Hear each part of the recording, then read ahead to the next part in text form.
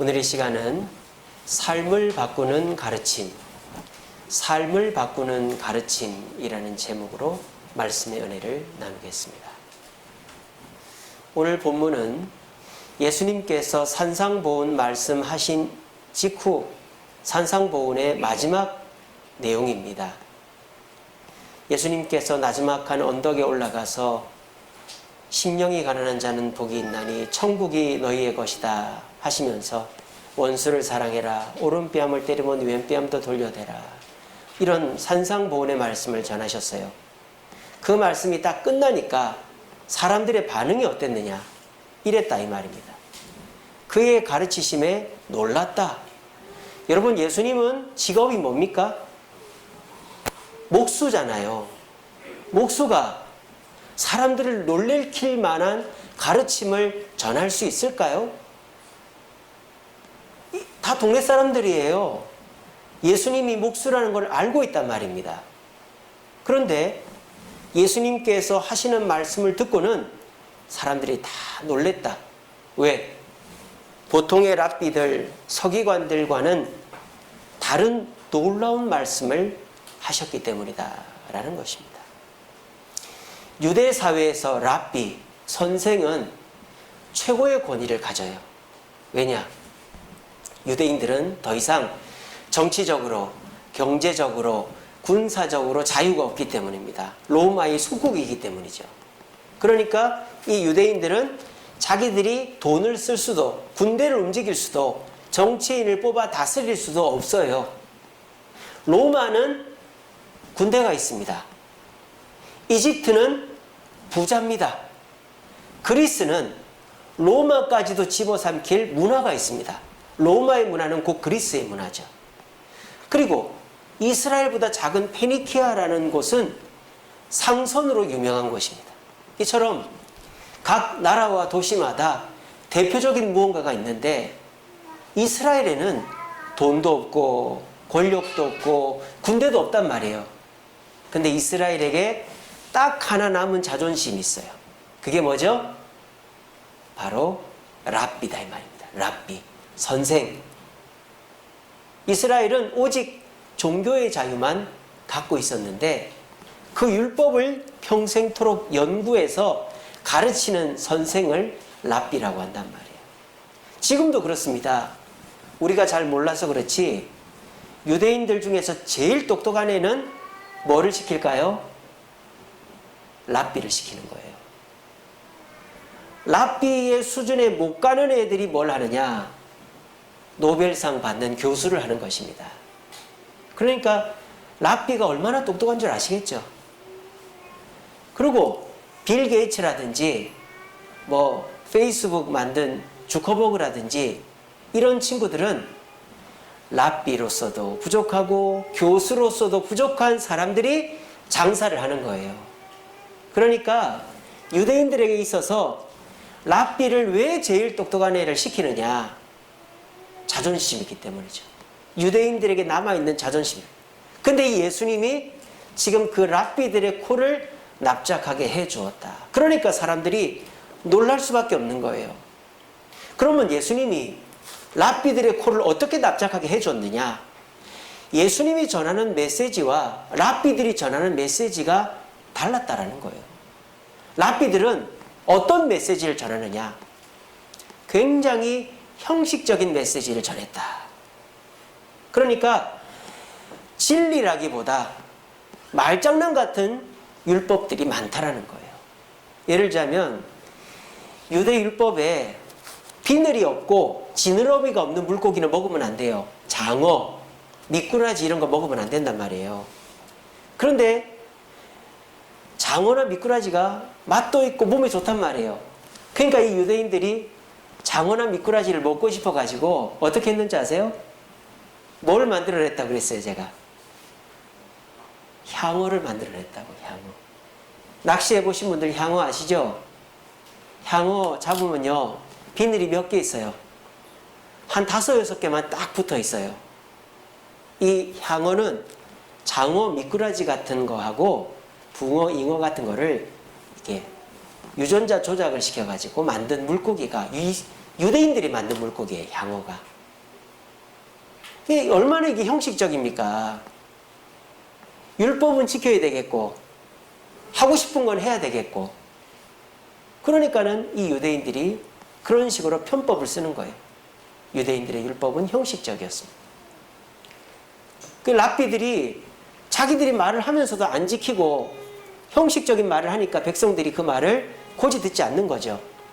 그리고 랍비들의 말은 다 자기 말이 아니에요.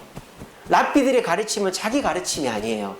다 남의 말을 인용하는 거예요. 율법을 인용하고 다른 랍비들의 말을 인용하는 거예요. 그러니까 그 말에는 권위가 없는 거죠. 누가 그랬대, 이렇게 하는 거는 권위가 없죠.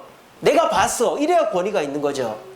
근데 이 랍비들은 다 율법이 그렇게 돼 있더라, 누가 그랬다, 권위 있는 랍비가 그랬다, 다 이렇게 하는 거예요.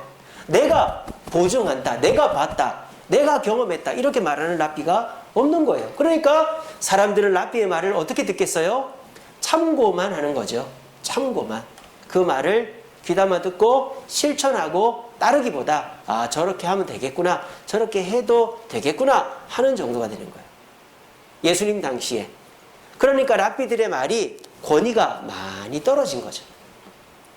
그런데 예수님은 형식적이지도 않고 남의 말을 인용하지도 않고 명령을 하는, 참고가 아니라 이렇게 해라, 명령을 해버리니까 사람들이 깜짝 놀라는 거예요.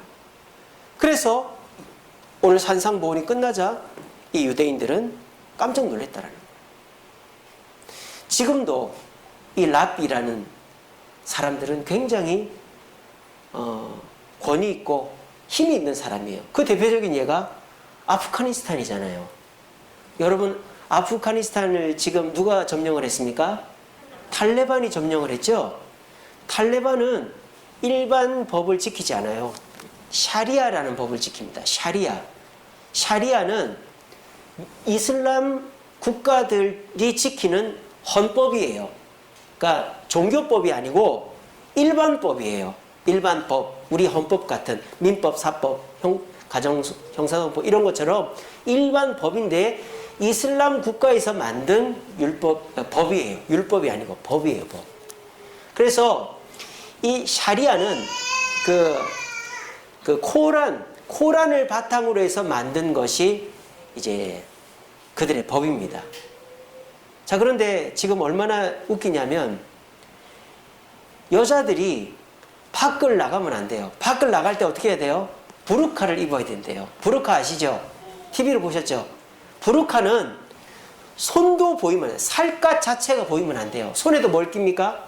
장갑을 낍니다. 장갑을.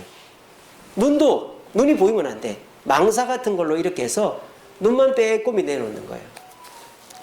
이슬람교 중에서 가장 몸을 많이 가리는 것이 그 부르카예요. 왜 그 부르카를 입게 하는 줄 아세요? 이슬람교 그 코란에는 그렇게 안 돼 있는데 샤리아에 뭐라고 돼 있느냐?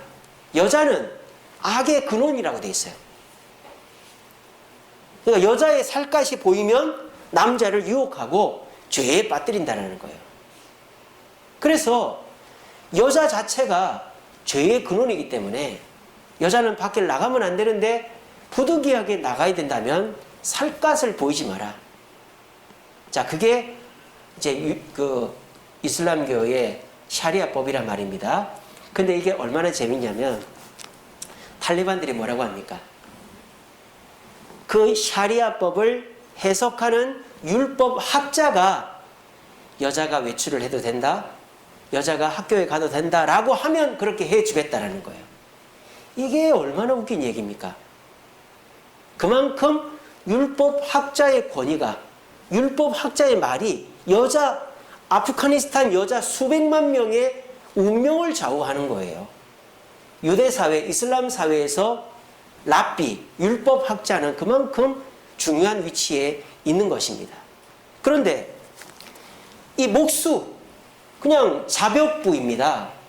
테크논이라는 것은 목수가 목공 일을 하는 사람이라는 뜻도 있지만 그냥 막노동꾼이라는 뜻이에요. 예수님은 막노동꾼이었는데 그 막노동꾼의 입에서 랍비들의 말을 능가할 수 있는 말이 나오니까 이 유대인들이 깜짝 놀래버린 것이죠. 그러면서 예수님의 제자 그리고 예수님을 따르는 무리가 형성이 되게 된 것입니다. 이것이 예수님의 가르침이 얼마나 위대한가를 보여주는 거예요. 제가 얼마 전에 세미나를 다녀왔는데 청년들을 대상으로 하는 목회를 하시는 목사님의 강의를 들었습니다. 근데 그 목사님이 하는 말이 자기 교회가 오히려 코로나 때 부흥을 했다는 거예요. 1000명이 넘는데요, 지금. 삼각교회입니다. 우리 교회만한 교회예요. 삼각교회인데 그 교회가 코로나 시절에 오히려 더 부흥을 해버렸어요. 왜냐? 가르침의 변화가 돼가지고. 그 교회로 오는 청년들은 누구냐?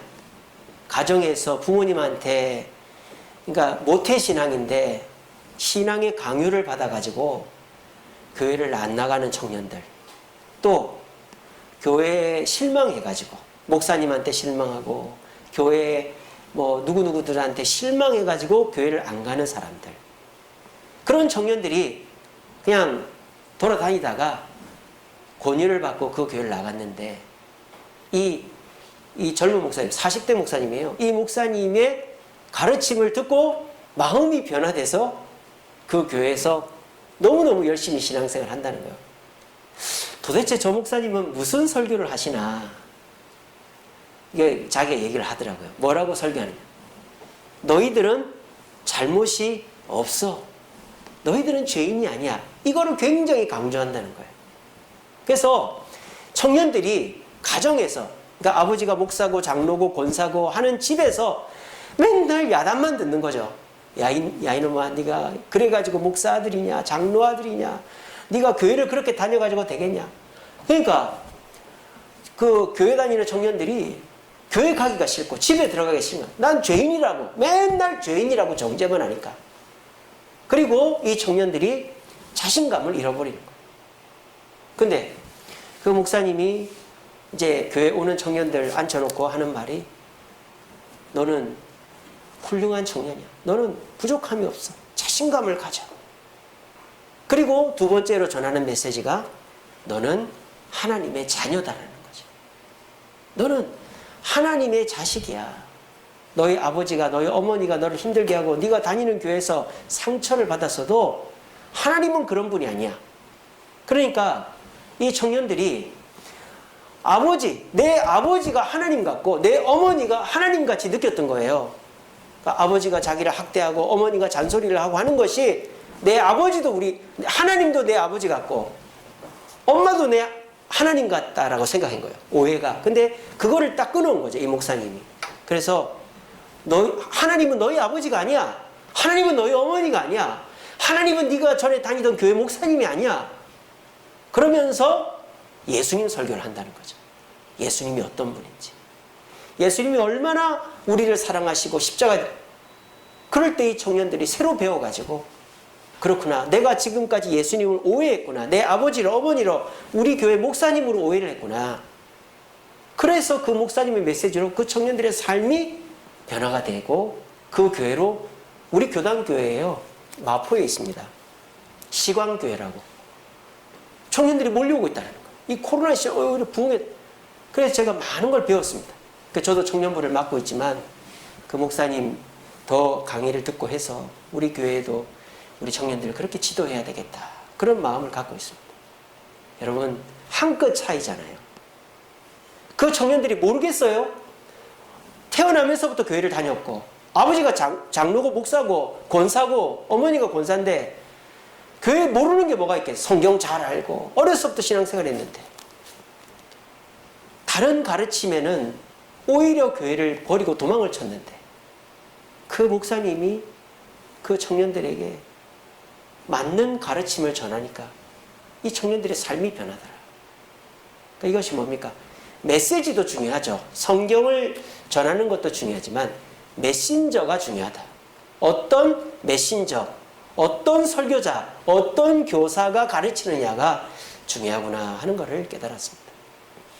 우리 주세움교회도 7년 세월을 지나오면서 우리 성도님들 변화된 분들도 많아요. 가만히 보면은 말씀 듣고 변화되고 또 깨달음 얻고 주눅 들어있던 분이 용기를 얻고 자신감을 얻고 가정이 변화되고 이런 분들이 많아요. 그런 걸 볼 때 제가 더 책임감을 느낍니다. 그래서 제가 더 모범이 되어야 되겠고, 여러분들의 삶을 변화시키는 가르침을, 말씀을 전해야 되겠구나.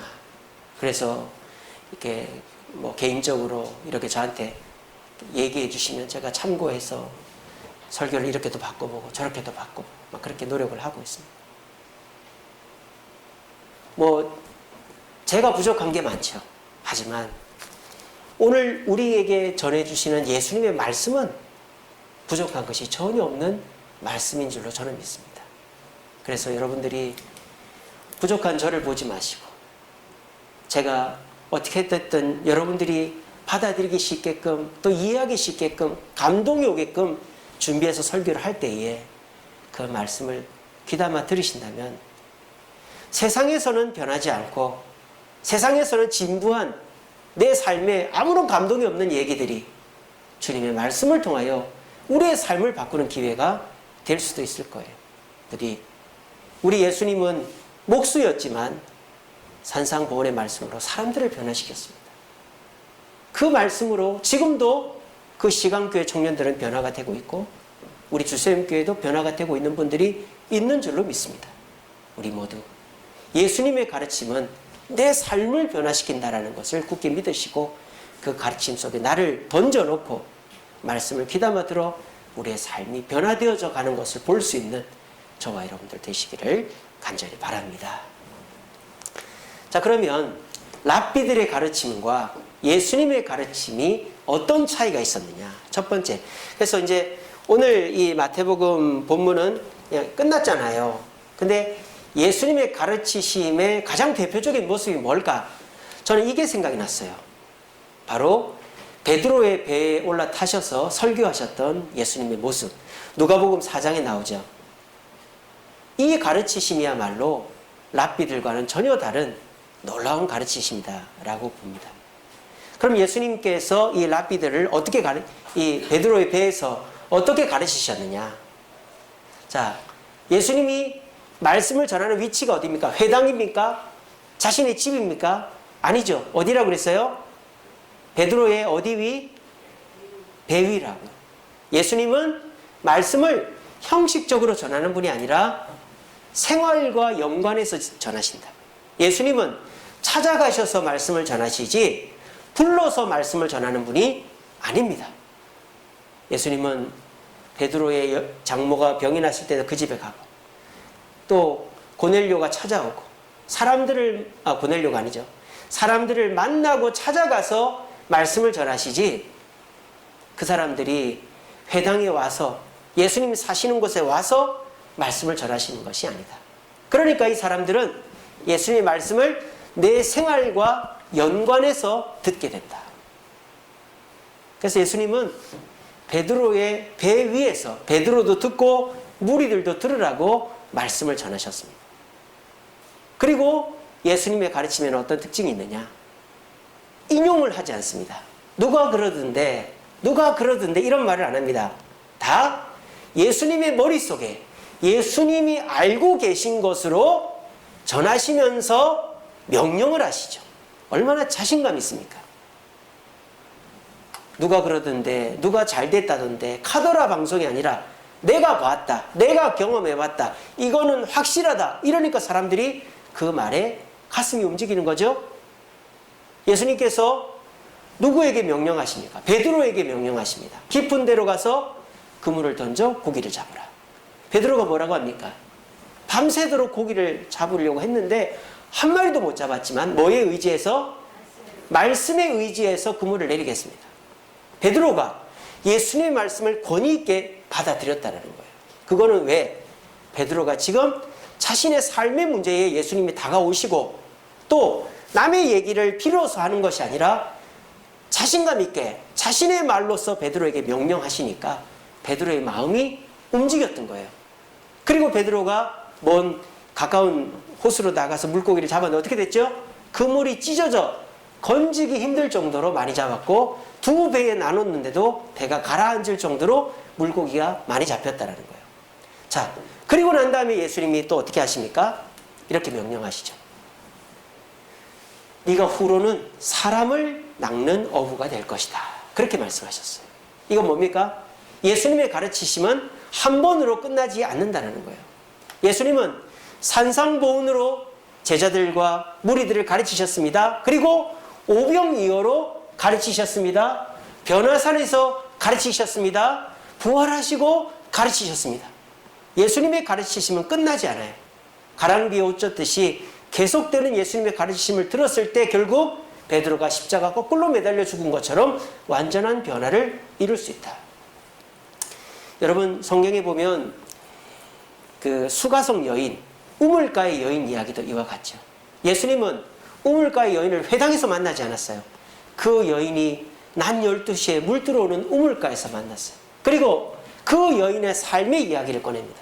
남편 이야기죠. 네 남편을 데리고 와라. 이 여인이 깜짝 놀라죠. 자기가 남편 문제가 있다는 것을 예수님이 알고 있으니까요. 그리고 이 여인의 가장 그 궁금증, 예배를 어디서 드려야 되냐. 내가 예배 드려야 될 메시아다. 그 얘기를 들었을 때 자신 있게 예수님께서 얘기하셨을 때 이 여인이 메시아를 만났다 했고, 예수님이 그 수가성에 들어가서 계속 더 말씀을 전하셔서 그 성이 변화가 되었다 하는 것입니다. 이처럼 우리 예수님의 말씀은 형식적이고 남의 말을 필요다 쓰고 들어도 그만 안 들어도 그만 하는 말씀이 아니라 예수님께서 우리의 삶으로 다가오셔서 실질적으로 우리에게 필요한 말씀을 전하시면서 예수님께서 자신 있게 자신의 말로 우리에게 전하시고 그것을 듣는 우리가 실천하고 따라갈 때 우리의 삶이 변화가 되는 거예요. 독일의 히틀러를 경호하는 사람 중에 쿠르트 바그너라는 사람이 있었습니다. 쿠르트 바그너.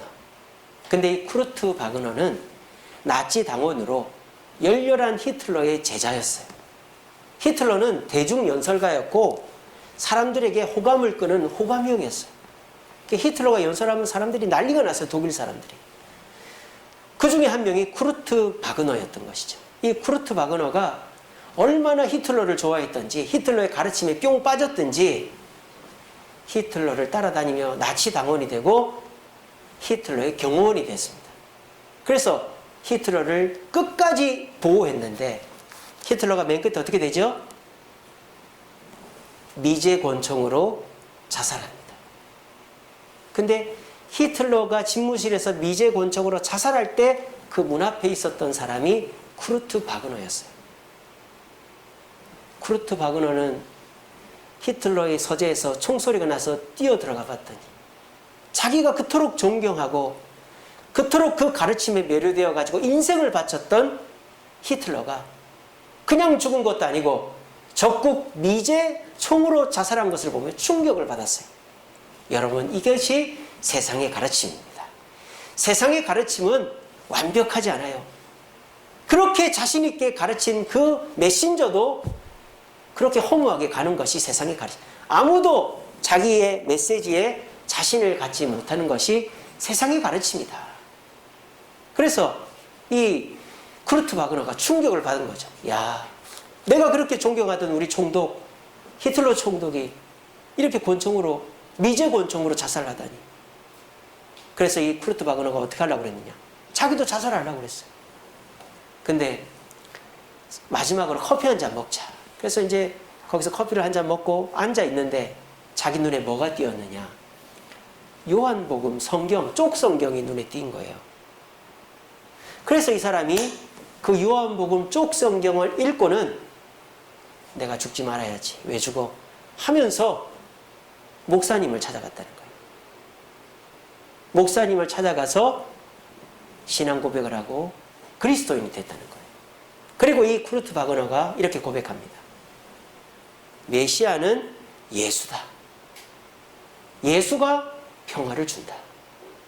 히틀러가 메시아가 아니고 히틀러가 평화를 주는 게 아니라 예수가 메시아고 예수가 평화를 주는구나 하는 것을 고백하고 삶이 변화됐다는 거예요.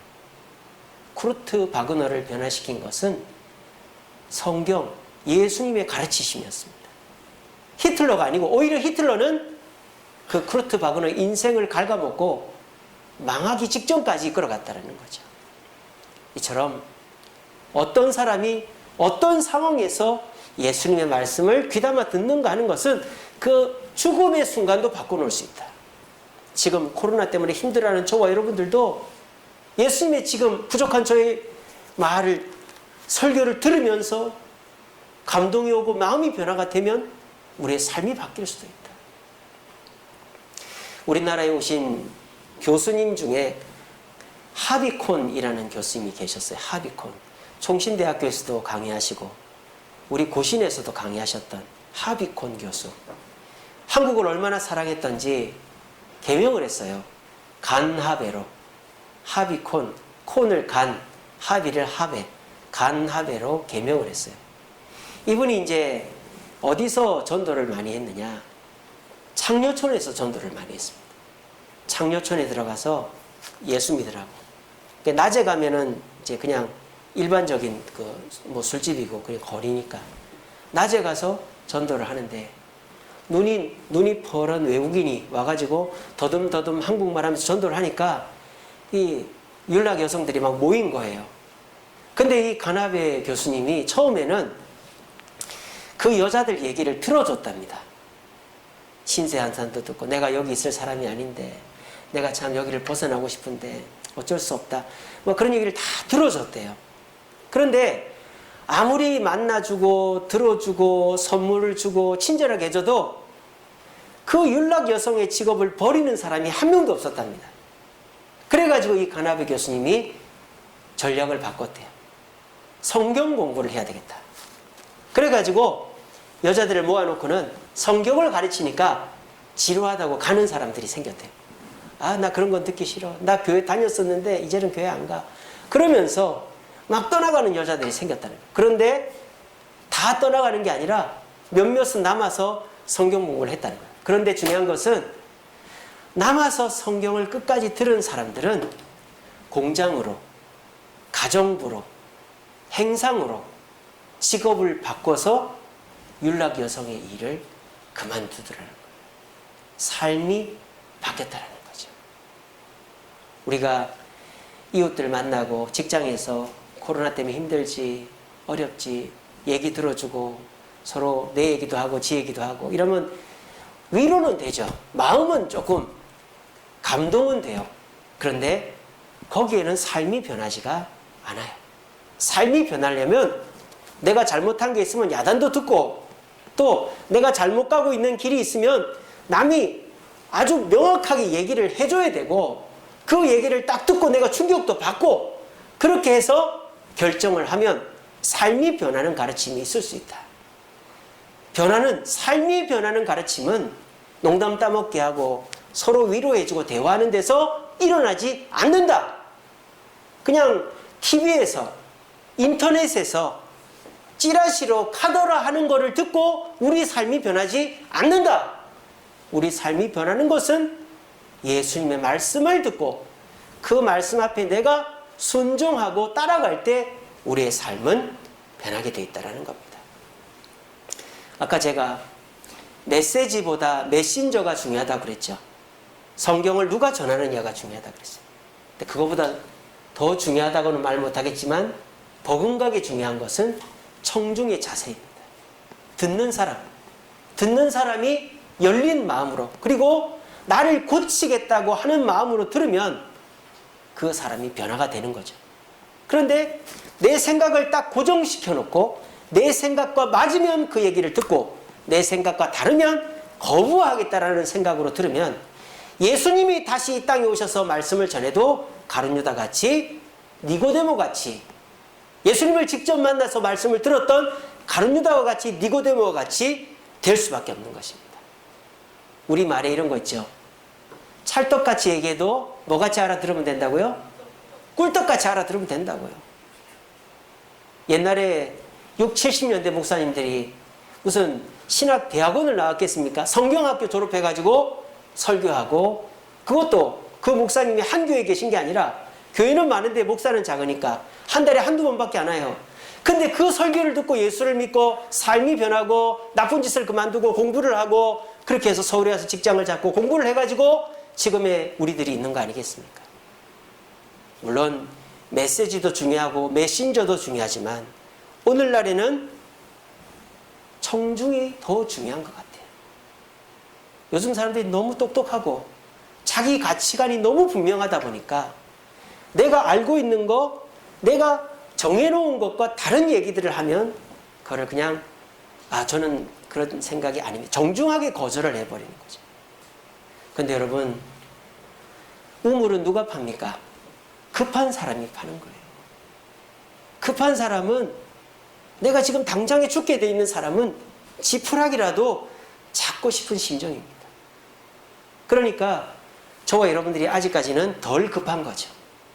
아직까지는 내가 살만한 거예요. 견딜만한 거예요. 그러니까 아무리 이렇게 해도 된다, 이렇게 하면 된다라고 얘기해줘도 아직까지는 내가 해볼게요. 이렇게 하고 있는 거죠. 그렇게 하면서 우리의 기회는 날아가 버리는 것입니다. 저는 이 세상의 가장 위대한 교사, 선생은 예수님이라고 생각합니다. 왜냐? 우리 예수님은 하나님이시기 때문에 모르는 게 없어요. 남의 말을 인용할 필요가 없어요. 그리고 그 예수님은 지금 내 삶에 관여하고 있기 때문입니다. 내가 그 예수님을 만나러 어디를 가야 되는 게 아니라 그 예수님은 내 속에 계시기 때문입니다. 더 중요한 사실은 그 예수님보다 나를 사랑하는 사람은 없다라는 것입니다. 그 예수님보다 내가 잘 되기를 원하는 사람은 없다라는 것입니다. 자식이 왜 부모 말을 안 들을까요? 부모가 나를 행복하게 해줄 수 없다라고 생각하면 부모 말을 안 들어요. 근데 부모가 몽둥이를 들고 부모가 야단을 쳐도 저 부모가 나를 행복하게 해준다 생각하면 자식이 부모 말을 듣는 거예요. 중요한 게 뭡니까? 자식한테 부모가 얼마만큼의 신뢰를 얻는가가 중요하지 자식이 잘못된 것이 아니라는 거예요. 야단치기 전에 내가 얼마나 자식한테 신뢰를 얻고 있는가를 봐야 되는 거예요.